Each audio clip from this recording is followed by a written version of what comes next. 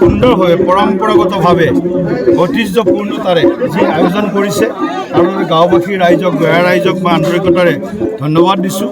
আৰু এই জগতে আপোনালোকৰ জৰিয়তে অসমবাসী ৰাইজলৈ আৰু অসমৰ বাহিৰত থকা প্ৰতিগৰাকী প্ৰবাসী অসমীয়াক মই ৰঙালী বিহু অসমীয়া নৱবৰ্ষৰ আন্তৰিক ওলগ প্ৰীতি সম্ভাষণ আৰু শুভেচ্ছা জ্ঞাপন কৰিছোঁ।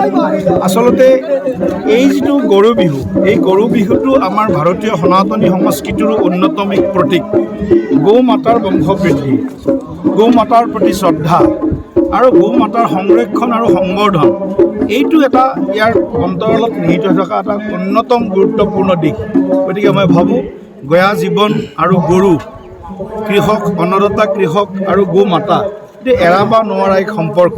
গতিকে গৌ মাতাৰ শ্ৰীবৃদ্ধিৰ জৰিয়তে আৰু গৌৰ সংৰক্ষণ আৰু সংবৰ্ধনৰ জৰিয়তে নিশ্চিতভাৱে আমি জাতিটোক আমাৰ যি মূল, আমাৰ যি উপাৰ্জনৰ যি কেন্দ্ৰবিন্দু বা আমাৰ যি গাঁৱৰ ৰাইজ, এতিয়াও 70% ৰাইজ গাঁৱত থাকে বা গাঁৱত থাকি কৃষি কৰ্মেৰে তেওঁলোকৰ জীৱন নিৰ্বাহ কৰে। গতিকে মই ভাবোঁ যে অন্নদাতা কৃষকসকলৰ কাৰণেও আজিৰ দিনটো অন্যতম এটা গুৰুত্বপূৰ্ণ দিন। গতিকে মই আজি গৰু বিহুৰ পবিত্ৰ দিনত অসমবাসী ৰাইজলৈ আৰু অসমৰ বাহিৰত থকা প্ৰবাসী প্ৰতিগৰাকী অসমীয়ালৈ মই আন্তৰিকতাৰে শুভেচ্ছা জ্ঞাপন কৰিছোঁ। ঈশ্বৰৰ ওচৰত প্ৰাৰ্থনা জনাইছোঁ যাতে অনাগত বছৰটো সকলোৰে বাবে মংগলময় হয়, সকলোৰে জীৱনত সুখ, শান্তি, সমৃদ্ধি আৰু সফলতা আহে।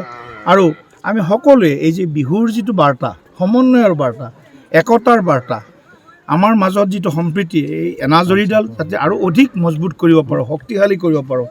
গতিকে এই বান্ধোনটো আমাৰ অসমৰ বৰ অসমখনৰ যি আমাৰ জাতি জনগোষ্ঠী আমাৰ অসমত দেখিছোঁ, ক'ৰবাত আজি আমি বিহু বুলি গৰু বিহু বুলি কৰিছোঁ, ক'ৰবাত বিচুৱা বুলি কৰিম, ক'ৰবাত হয়তো অন্যান্য ধৰণে বিভিন্ন নামেৰে আমি বিভিন্ন জাতি জনগোষ্ঠীৰ নিজৰ নিজৰ নামাকৰণ আছে, তেওঁলোকৰ বিহুটো তেনেধৰণে আমি উদযাপন কৰিম। গতিকে 7 বিহুৰ প্ৰথম দিনা আজি মই ঈশ্বৰৰ ওচৰত অসমবাসীৰ সৰ্বত্ৰ কল্যাণৰ বাবে মই প্ৰাৰ্থনা জনাইছোঁ। আৰু আমাৰ যি মাননীয় প্ৰধানমন্ত্ৰী নৰেন্দ্ৰ মোদী ডাঙৰীয়া আৰু মুখ্যমন্ত্ৰী ডক্টৰ হিমন্ত বিশ্ব শৰ্মা ডাঙৰীয়াৰ নেতৃত্বত অসমৰ প্ৰগতিৰ যি অনিৰুদ্ধ যাত্ৰা আমি আৰম্ভ হৈছোঁ, সেই যাত্ৰা গাঁৱৰ পৰাই আমি শক্তিশালী কৰিবৰ কাৰণে আমি আগবাঢ়িছোঁ। আৰু সমাগত পঞ্চায়ত নিৰ্বাচনো আছে। গতিকে পঞ্চায়ত নিৰ্বাচনতো গাঁওবাসী ৰাইজে তেওঁলোকৰ গণতান্ত্ৰিক অধিকাৰ, ভোটাধিকাৰ সাব্যস্ত কৰিব।